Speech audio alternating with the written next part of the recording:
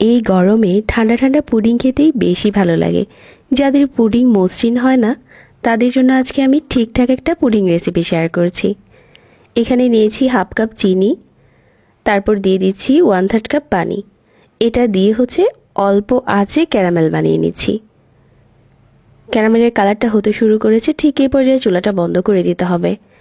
আর যে বাটিতে pudding set করব, গরম থাকা অবস্থাতেই এখন ওই বাটিতে ঢেলে দিয়ে দিব। দারুণ একটা কালার হয়েছে। এখন নিয়ে নিচ্ছি 1 কাপ গরম পানি, আর সাথে দিয়ে দিচ্ছি 1 কাপ গুঁড়া দুধ।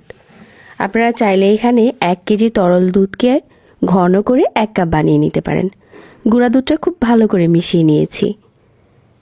গুঁড়া দুধটা মিশিয়ে নেওয়ার পর এটা একটা সাইডে রেখে দিচ্ছি।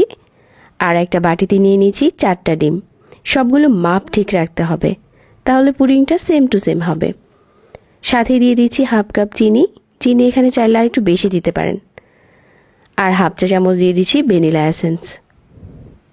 1/4 চা চামচ দিয়ে দিচ্ছি লবণ।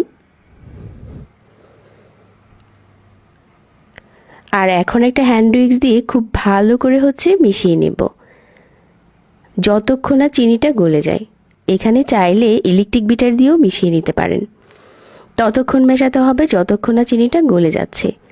এই মিশ্রণটা যত ভালো করে মেশাবেন আপনার পুডিংটা তত বেশি মসৃণ হবে। খুব ভালো করে মিশিয়ে নেওয়ার পর এখানে আগে থেকে যে তরল দুধটা গুলিয়ে রেখেছিলাম ওটা দিয়ে দিচ্ছি। এখন আবারও মিশিয়ে নিচ্ছি। আর এই পর্যায়ে আমি এই মিশ্রণটা একটা স্ট্রেনারে দিয়ে ছেঁকে দিয়ে দিচ্ছি। এই স্টেপটাও ফলো করবেন।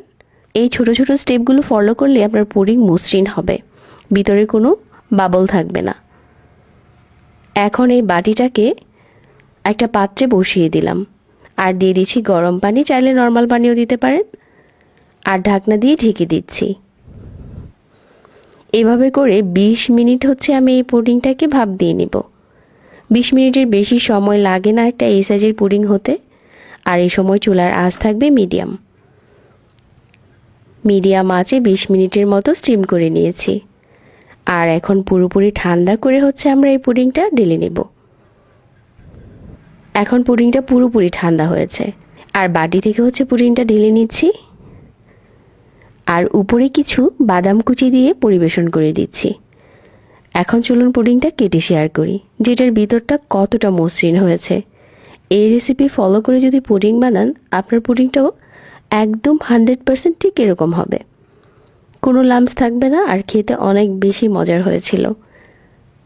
যে কোনো রান্নায় মাপ ঠিক রাখতে হয়।